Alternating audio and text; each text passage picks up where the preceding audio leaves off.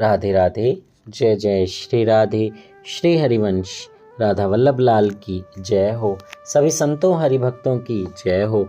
पूज्य गुरुदेव महाराज की जय हो। श्री हरिवंश महाप्रभु की जय हो। जय श्री राधे। जय श्री हरिवंश। श्रीमद् भागवत ग्रंथ की जय हो। डोंगरे जी महाराज की जय हो। श्री कृष्ण भगवान की जय हो। जय श्री राधे। बहुत बहुत स्वागत है आपका हमारे चैनल में, जहाँ पे हम श्रीमद् भागवत ग्रंथ की कथा का श्रवण कर रहे हैं। बहुत ही दिव्य श्रवण चल रहा है। हम चतुर्थ स्कंद की कथा का श्रवण कर रहे थे और कल तक हमने क्या पढ़ा था? हमने पढ़ा था कि चतुर्थ स्कंद में 4 पुरुषार्थ और 7 शुद्धियाँ। आज हम अगले टॉपिक का श्रवण करेंगे, जिसका विषय है मनु की कन्याओं के वंश का वर्णन। जय हो। जय श्री राधे। बहुत ही दिव्य ये जो प्रसंग है, बहुत ही दिव्य है।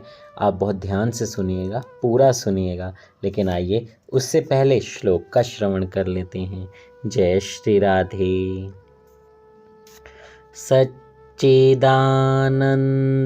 रूपाय विश्वोत्पत्ति इत्यादि हेतवे तापत्रे विनाशाय श्री कृष्णाय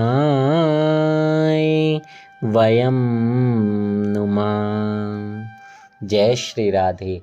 श्री हरिवंश। तो आइए इस प्रसंग का श्रवण करते हैं।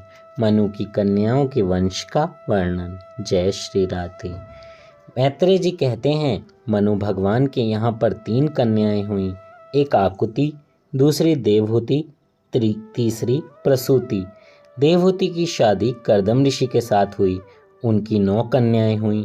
उन 9 कन्याओं का ब्याह 9 ब्रह्म ऋषियों के साथ हुआ। प्रसूति का ब्याह दक्ष प्रजापति के साथ हुआ। यह सब कथा कह चुके हैं। अब इन कर्दम की कन्याओं के वंश का वर्णन करता हूँ। मरीचि और कला के यहाँ कश्यप और पूर्णिमा नाम के 2 पुत्र पैदा हुए। अत्रि की पत्नी अनुसुईया के यहाँ दत्तात्रेय, दुर्वासा और चंद्रमा नाम के 3 पुत्र हुए। वे अनुक्रम से विष्णु, शंकर और ब्रह्मा के अंश से उत्पन्न हुए थे। विदुर जी पूछते हैं, इन सर्वश्रेष्ठ देवों ने अत्रि मुनि के यहाँ क्या करने की इच्छा से अवतार लिया था? यह कथा कहिए। मैत्रेय जी कहते हैं, दत्तात्रेय अत्रि के घर आए हैं। पुरुष यदि अत्रि जैसा तपस्वी बने तो स्त्री अनुसुईया जैसी तपस्वी बने, तो आज भी उनके घर दत्तात्रेय आने को तैयार हैं। नत्री वह अत्रि तत्व, सत्व, रज और तम, इन 3 गुणों का जो नाश करे और निर्गुणी बने, वही अत्रि है। सत्व, रज और तम, इन 3 गुणों में जीव मिल गया है। इन तीन गुणों से जीव को अलग होना है। तर्जनी उंगली जीव भाव बताती है, अभिमान बताती है। जीव में अभिमान प्रधान है। 5वीं उंगली सत्वगुण है। अंगूठा ब्रह्मा है।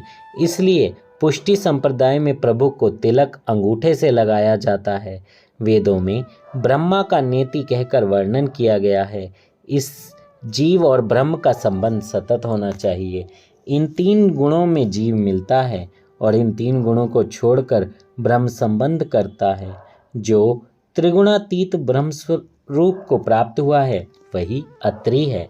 शरीर में जो तमोगुण है, उसे रजोगुण से मारो, दूर करो।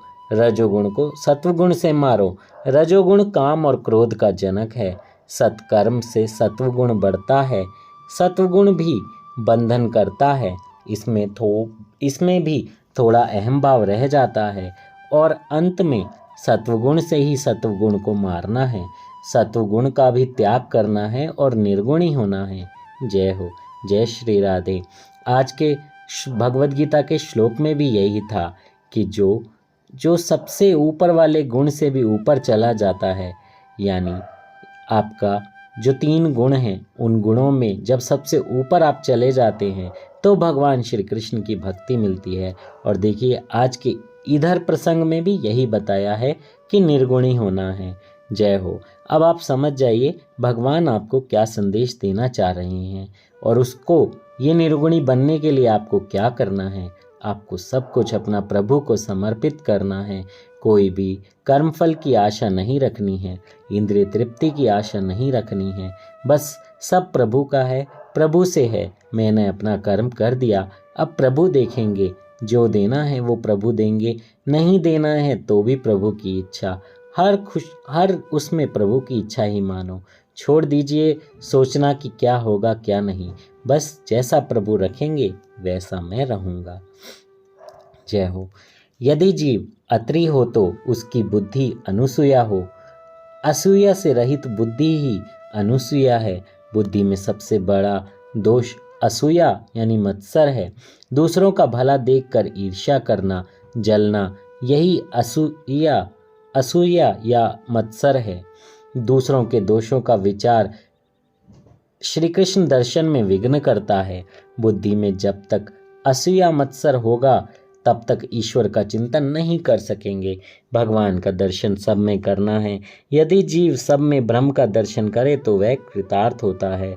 जिसकी बुद्धि असूया रहित होती है वही अत्रि बनता है। तत्पश्चात दत्तात्रेय पधारते हैं।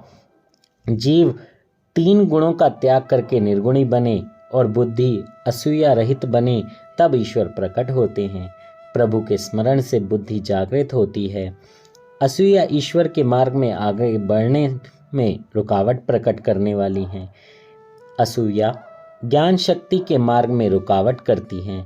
इसलिए किसी से असूया मत करो। जब बुद्धि अनुसूया बनती है तब वह ईश्वर का चिंतन करती है। अनुसूया महान पतिव्रता है। एक बार देवर्षि नारद कैलाश में आए। भगवान शंकर समाधि में थे। पार्वती पूजन कर रही थीं। पार्वती ने नारद जी को प्रसाद दिया।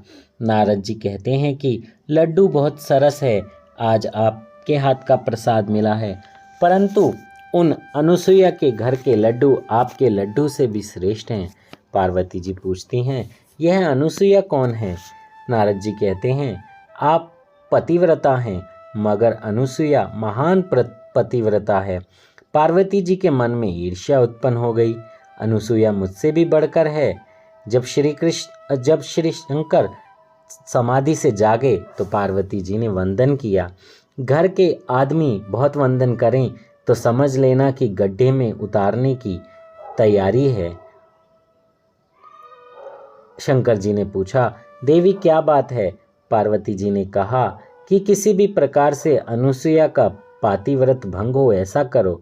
शिव जी कहते हैं, जो दूसरों का बुरा करने की इच्छा करता है उसका ही बुरा होता है देवी, इसमें कल्याण नहीं है, परंतु तेरी इच्छा है तो प्रयत्न करूँगा। जय हो। पत्नी की इच्छा कोई पति टाल पाया है? बताओ, भगवान नहीं टाल पाए, हम तो फिर भी। इस ओर नारद जी वैकुंठ में आए, लक्ष्मी जी से मिले। उन्होंने नारद जी से पूछा, आज इतने आनंद में क्यों हैं? नारद जी कहते हैं, वैकुंठ की महिमा तो पहले थी, परंतु अब तो अनुसूया के आश्रम के सिवा कहीं जाने की इच्छा नहीं होती। मैं उनके आश्रम से आ रहा हूँ, अति आनंद में हूँ। लक्ष्मी जी पूछती हैं, यह अनुसूया कौन है? नारद जी कहते हैं, वह महान पतिव्रता हैं। लक्ष्मी जी ने श्री विष्णु जी से कहा, आप कुछ ऐसा करें जिससे अनुसूया का पातिव्रत भंग हो। पार्वती का अर्थ है बुद्धि, बुद्धि विद्या में मत्सर है। लक्ष्मी जी का अर्थ है द्रव्य, द्रव्य में ईर्ष्या अर्थात असूया रहती है। ब्रह्माणी रजोगुण है। जय हो। सावित्री ने भी इसी प्रकार ब्रह्मा जी से विनती करी। देखिए प्रभु की लीला, ये तो प्रभु की लीला है, क्योंकि प्रभु हमें ये कथा सुनाना चाहते थे, इसलिए ऐसा कुछ कराया। वरना क्या आपको लगता है क्या ये सब नहीं जानते होंगे कि अनुसूया कौन है? लेकिन वही भगवान की लीला के आगे तो कोई कुछ कर नहीं सकता। सब भगवान लीला करने के लिए और हमें ज्ञान देने के लिए ही ये सब करते हैं। ऐसा नहीं कि भगवान को इसमें कोई बहुत अच्छा लग रहा होगा, लेकिन हमको समझाने के लिए, उस लीला के पीछे उसका अर्थ समझने के लिए, हम लीला सुनते हैं, मुस्कुराते हैं, खुश हो जाते हैं और घर चले जाते हैं। ऐसा नहीं करना है। ये हर एक लीला हमको कुछ ना कुछ ज्ञान देकर जाती है और उस ज्ञान के पीछे हमको ये समझना पड़ेगा कि क्या ज्ञान है और कैसा ज्ञान है। जय श्री राधे। शंकर, विष्णु जी और ब्रह्मा जी तीनों देवता चित्रकूट में एक साथ मिले। तीनों देवता अनुसुईया जी के आश्रम में आए भिक्षा मांगते हुए। उन्होंने कहा, हम भिक्षा मांगते हैं, मगर आप हमें नग्न होकर भिक्षा दे तो हम लेंगे। अनुसुईया सोचती हैं, यदि नग्न होकर भिक्षा दूंगी तो मेरा पातिव्रत भंग होगा, और अगर भिक्षा नहीं दूं तो घर आंगन में आए हुए अतिथि वापस जाएंगे, यह भी पाप होगा और महापाप होगा। कहते हैं, घर में कोई अतिथि आए तो उसका अच्छे से सत्कार करना चाहिए, अपने से अच्छा बिस्तर उन्हें देना चाहिए, अपने से अच्छा खाना उन्हें देना चाहिए, क्योंकि अतिथि भगवान का रूप होते हैं। लेकिन अगर ऐसे अतिथि हैं जो आपको बार बार तंग कर रहे हैं तो फिर आपको सोचना चाहिए। पर अगर अच्छे अतिथि हैं, अब पहली बार आए हैं, तो अच्छे से उनकी आवभगत करनी चाहिए, क्योंकि वो भगवान का ही रूप लेकर आ रहे हैं। कोई 2 बार, 3 बार, 4 बार, 5 बार, कितनी बार भी आए, आप अतिथि का सम्मान करें, सत्कार करें। ऐसा नहीं, आजकल के लोग बहुत ऐसे ही मुंह बना देते हैं, अरे फिर आ गए, अरे अब बनाना पड़ेगा, खिलाना पड़ेगा, अरे नींद खराब हो गई। ऐसा नहीं करना चाहिए। अतिथि भगवान का ही रूप हैं। जय हो। ये तो हमारी बुद्धि आजकल सब जगह से भ्रष्ट हो गई है, इसलिए अतिथि अतिथि नहीं लगता, और अतिथि को जब हम अतिथि की तरह सत्कार नहीं देते तो वो भी हमें 2 गाली देकर चला जाता है। इसलिए अतिथि को वापस भेजेंगे तो महापाप लगता है। प्रभु कहते हैं, हमें नग्न होकर भिक्षा दो, अर्थात वे कहते हैं, वैष्णव, मुझे वासना रहित होकर भिक्षा दो। ईश्वर को वासना रहित होकर, निष्काम होकर सब कुछ अर्पण करना है। अनुसुईया के मन में कोई वासना नहीं थी। सूक्ष्म वासना भी यदि मन में हो तो 3 देवता उसके पास नहीं आते। अनुसुईया ने ध्यान किया और तीनों देवताओं पर पानी छिड़क दिया। तीनों देवता एकदम बालक बन गए। पतिव्रता में इतनी शक्ति होती है। पार्वती सोचती हैं, शिवजी प्रातःकाल के गए हैं, अभी तक भी नहीं आए। लक्ष्मी और सावित्री जी भी अपने अपने पतियों को खोजने निकली। तीनों चित्रकूट में आए। इतने में नारद जी भी वहीं पर आ गए। इतने में नारद जी भी वहां पर आ पहुंचे। अनुष्ठान में बैठे देवियों ने पूछा, हमारे पति का कुछ समाचार जानते हो? और नारद जी ने कहा, नारायण नारायण। नारद जी कहते हैं, पहले ये बताओ कि बड़ी कौन है?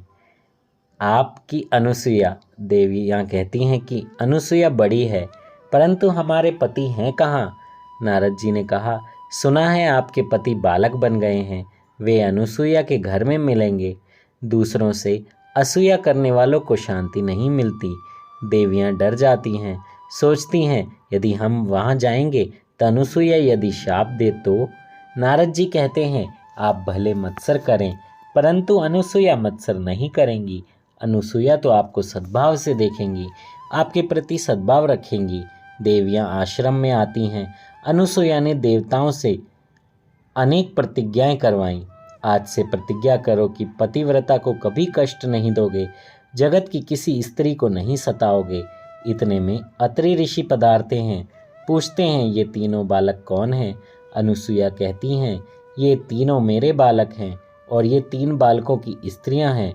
अत्रि ऋषि कहते हैं, देवी ऐसा ना करो, ये 3 महान देवता हैं। इसके बाद जल छिड़का और तीनों देवता प्रकट हुए। तीनों देवता कहते हैं कि आपके आंगन में हम बालक होकर खेलते थे, वे सुख सदा के लिए आपको हम देंगे। इन 3 देवताओं के तेज मिलकर दत्तात्रेय के रूप में प्रकट हुए। जब जीव कुछ मांगता नहीं है तो परमात्मा उसको अपने स्वरूप का दान करते हैं। मार्गदर्शन गुरु कृपा के बिना मिलता नहीं है। गुरु दत्तात्रेय मार्गदर्शन कराने वाले हैं, इसलिए उनका जन्म मार्गशीर्ष मास में हुआ। पहले अध्याय में कर्दम ऋषि की कन्याओं के वंश का वर्णन किया गया है। दक्ष प्रजापति और प्रसूति के यहाँ पर 16 कन्याएं हुईं। उनमें से 13 उन्होंने धर्म को, 1 अग्नि को, 1 पितृगण को और 16वीं सती श्री शंकर जी को दी। धर्म की 13 पत्नियां कही गई हैं। उनके नाम हैं श्रद्धा, दया, मैत्री, शांति, पुष्टि, क्रिया, उन्नति, बुद्धि, मेधा, स्मृति, तितिक्षा, धृति और मूर्ति। जय हो। धर्म के 13 ब्याह हुए हैं। इन 13 गुणों को जीवन में उतारने से धर्म जरूर फैलता है। बहुत बहुत अच्छी बात लिखी है। इन 13 गुणों के साथ ब्याह करने वाले को भगवान मिलेंगे। धर्म की पहली पत्नी है श्रद्धा। ईश्वर में श्रद्धा रखो। धर्म की प्रत्येक क्रिया श्रद्धा से करो। श्रद्धा दृढ़ होनी चाहिए। एक दिन नामदेव जी के पिताजी को कहीं बाहर जाने का प्रसंग आया। नामदेव जी उस समय छोटी उम्र के थे। घर में देव पूजा रखी हुई थी। उस पूजा का काम नामदेव जी को सौंप दिया गया। पिताजी ने नामदेव को पूजा की विधि समझा दी। उसी तरह नामदेव जी भगवान को दूध के प्रसाद का भोग धरते हैं। भगवान दूध पीते नहीं हैं। नामदेव जी बहुत मिन्नतें करते हैं। रोज तो पिताजी के हाथ से आप भोग को स्वीकार करते हैं। आज मुझसे क्या भूल हो गई, आप दूध क्यों नहीं पीते? पिताजी ने नामदेव से कहा था कि भगवान विट्ठलनाथ शर्मीले हैं, बहुत शर्माते हैं, उनको मनाना पड़ता है। इसलिए नामदेव उन्हें बहुत मनाते हैं। विट्ठलनाथ, यदि आप दूध नहीं पिएंगे तो मेरे पिताजी मुझे मारेंगे। विट्ठल, दूध पियो ना। पर जब सब विनती व्यर्थ हो गई तो नामदेव जी मूर्ति के आगे अपना सिर फोड़ने को तैयार हो गए। वे बोले, विट्ठल, दूध पीना है कि नहीं? दूध नहीं पियोगे तो मैं अपना सिर फोड़ लूँगा। भगवान नामदेव जी की दृढ़ श्रद्धा और भक्ति देखकर प्रसन्न हुए। जय हो। तो जैसे बताया गया कि धर्म की पहली पत्नी है श्रद्धा, तो श्रद्धा से अगर आप कुछ भी करेंगे तो भक्ति अपने आप प्रसन्न हो जाएगी। जो ही नामदेव जी सिर पटकने को तैयार हुए, वहाँ भगवान प्रकट हो गए। भगवान ने दूध का कटोरा ले लिया और दूध पीने लगे। 5 वर्ष के नामदेव भगवान को दूध पिलाते हैं।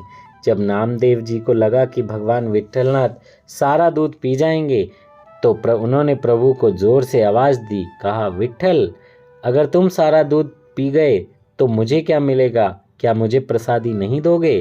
पिताजी तो मुझे रोज प्रसादी देते हैं। नामदेव जी का प्रेम देखकर विट्ठलनाथ जी बहुत प्रसन्न हुए। प्रभु ने नामदेव जी को गोद में लिया और दूध पिलाया। दृढ़ श्रद्धा भक्ति से, दृढ़ प्रेम से जड़ भी चेतन बनता है। जीव मात्र के साथ मैत्री रखो। श्रीधर स्वामी ने कहा, सबके साथ मैत्री रखना तो शक्य नहीं है, पर यदि सबके साथ मैत्री ना हो सके तो कोई हर्ज नहीं, मगर किसी के साथ वैर मत रखो। किसी से वैरी ना करना भी मैत्री करने के समान है। धर्म की 13वीं पत्नी है मूर्ति, और उनके घर नर नारायण प्रकट हुए। नारायण के माता पिता मूर्ति और धर्म हैं। मूर्ति में प्रेम रखो। जो मूर्ति को माता और धर्म को पिता माने, उनके यहाँ नारायण का जन्म होगा। बद्री नारायण भगवान साल में एक बार मूर्ति देवी से मिलने के लिए आते हैं। धर्म पिता और मूर्ति माता है। यदि धर्म का बराबर पालन करोगे तो तुम्हारे घर भी नारायण प्रकट होंगे। जय श्री राधे। श्री हरिवंश राधा वल्लभ लाल की जय हो। बाके बिहारी लाल की जय हो। श्रीमद् भागवत ग्रंथ की जय हो। इससे आगे का प्रसंग हम कल श्रवण करेंगे, जिसमें हम भगवान शिव और दक्ष प्रजापति का मनोमालिनी सुनेंगे। जय हो। जय श्री राधे। आज के प्रसंग को हम यहीं विश्राम देते हैं। कथा कहने में मुझसे कोई त्रुटि हुई हो तो मुझे क्षमा कीजिएगा। जय जय श्री राधे। श्री हरिवंश, श्री हरिवंश, श्री हरिवंश।